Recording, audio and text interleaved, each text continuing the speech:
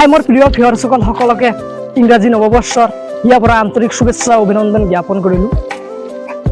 নতুন বছৰে সকলোৰে জীৱনলৈ শান্তি সম্প্ৰীতি আৰু ঐক্য কঢ়িয়াই আনক নেদেখাজনৰ ওচৰত তাৰে কামনা কৰিলোঁ।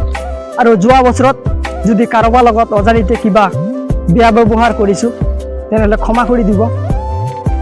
অহা নতুন বছৰত যাতে সকলোৰে মাজত মিলিজুলি চলিব পাৰোঁ আৰু সকলোৱে ছাপোৰ্ট কৰিব।